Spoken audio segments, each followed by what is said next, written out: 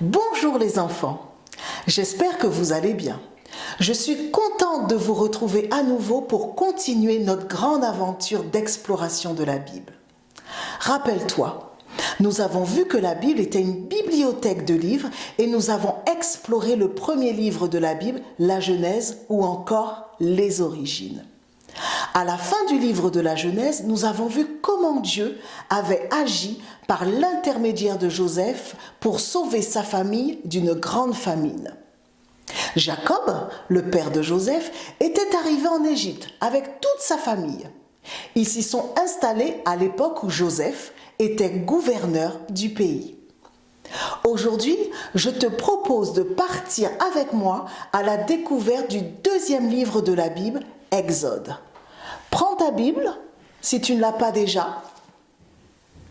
Le livre d'Exode raconte la suite des générations des descendants d'Abraham, d'Isaac et de Jacob. Le mot Exode signifie sortie. Mais sortie de quoi? Jacob, Joseph et tous ses frères moururent en Égypte. Des enfants, des petits-enfants, etc. sont nés, génération après génération, et ils devinrent très nombreux.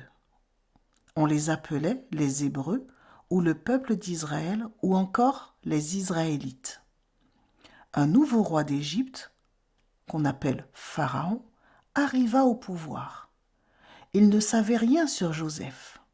Le nouveau Pharaon eut peur que les Israélites forment un peuple plus grand et plus puissant que les Égyptiens. Alors il en fit ses esclaves en les traitant durement et en leur donnant des travaux de plus en plus difficiles. Malgré tout, le peuple d'Israël continuait à s'agrandir. Alors Pharaon ordonna à ses soldats de faire mourir tous les garçons nouveau-nés en les jetant dans le Nil. Une mère, voyant que son garçon était beau, cacha son bébé dans un panier flottant et le déposa au bord de l'eau. La princesse, fille du pharaon, le trouva et l'adopta. Elle l'appela Moïse, qui veut dire « sauver des eaux ». Moïse grandit donc en sécurité au palais de Pharaon, mais il savait qu'il venait du peuple hébreu. Un jour, Moïse défia un Égyptien qui maltraitait un Hébreu. Il le frappa et le tua. Craignant pour sa vie, il s'enfuit dans le désert et commença une nouvelle vie en tant que berger. Il fut aidé par un homme appelé Jéthro, dont il épousa la fille.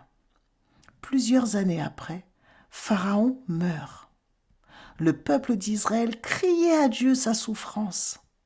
Dieu a vu la misère de son peuple. Il a entendu ses cris. Un jour, Moïse conduit le troupeau au-delà du désert. Sur une montagne connue sous le nom de Sinaï, Moïse vit un buisson en feu, mais qui ne brûlait pas. Devant ce miracle, Dieu parla à Moïse et il lui dit de faire sortir son peuple d'Égypte et de le conduire en Canaan, le pays qu'il avait montré à Abraham. Dieu fait connaître son nom à Moïse, l'Éternel, c'est-à-dire celui qui a toujours existé et qui existera toujours. Dieu expliqua à Moïse que Pharaon ne laisserait pas partir son peuple et qu'il agira avec puissance par toutes sortes d'actions extraordinaires. Afin que Moïse soit écouté par le peuple d'Israël et qu'il le suive, Dieu montra sa puissance à Moïse.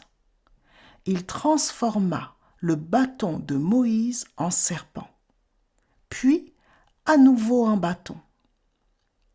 Il rendit la main de Moïse malade de la lèpre. Puis, il rendit sa main à nouveau normale. Dieu dit à Moïse que si avec ces deux miracles, le peuple ne voulait toujours pas le croire, de prendre l'eau du Nil, de la verser sur la terre et que celle-ci se changerait en sang. Moïse avait peur, mais il voulait obéir à Dieu.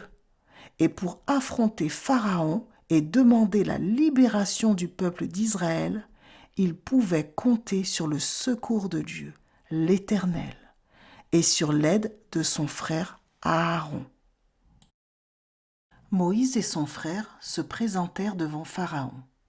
Mais, ne croyant pas au Dieu de ses esclaves, Pharaon refusa de libérer le peuple d'Israël comme Dieu l'avait dit.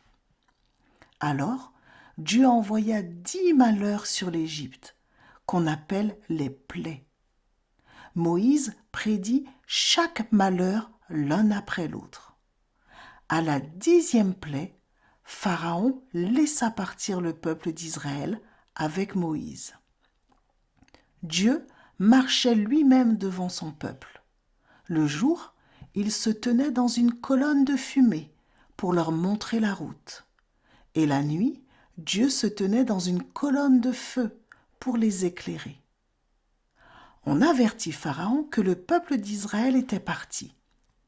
Alors Pharaon changea d'avis et envoya son armée pour les ramener. Dieu ouvrit un chemin pour son peuple à travers la mer afin qu'ils puissent la traverser. Et quand l'armée égyptienne arriva, la mer se referma sur eux et ils moururent tous noyés. Dieu avait libéré son peuple de l'esclavage. Heureux, ils lui chantèrent un cantique, un chant de victoire. Le chemin que le peuple suivait pour aller en Canaan était sec et rocailleux. Le peuple commençait à se plaindre, à râler contre Moïse et contre Dieu, au point de regretter le temps où ils étaient esclaves en Égypte. Dieu donna au peuple de l'eau à boire et de la nourriture. Cette nourriture venait directement du ciel de Dieu et s'appelait la manne. Le peuple continuait sa marche vers le désert de Sinaï. Arrivé au mont Sinaï, Moïse grimpa seul au sommet de la montagne pour rencontrer Dieu, malgré les grondements du tonnerre et les éclairs. Quand Moïse redescendit de la montagne, il tenait avec lui, gravés sur des pierres, un ensemble de commandements, de consignes données par Dieu et que le peuple devait suivre. On appelle cela les 10 commandements. Dieu indiqua au peuple comment fabriquer un lieu saint pour le rencontrer. Mais alors que la construction démarrait bien, le peuple se sentit abandonné pendant que Moïse était sur la montagne. Et il demanda à Aaron de leur fabriquer un dieu sous la forme d'un veau d'or afin qu'ils puissent l'adorer. Une fois fabriqués, ils firent une grande fête pour célébrer leur faux dieu. Moïse arriva en plein milieu de la fête et, voyant ce que le peuple avait fait, il se mit dans une grande colère. Il cassa les tablettes de pierre sur lesquelles étaient gravés les commandements de Dieu. Moïse pria Dieu afin qu'il pardonne au peuple leur égarement. Et Dieu rétablit son alliance avec le peuple et donna de nombreuses consignes que Moïse écrivit. L'Éternel dit à Moïse : taille 2 tablettes de pierre pareilles aux premières, et j'y écrirai les 10 commandements qui étaient gravés sur les premières tablettes que tu as brisées.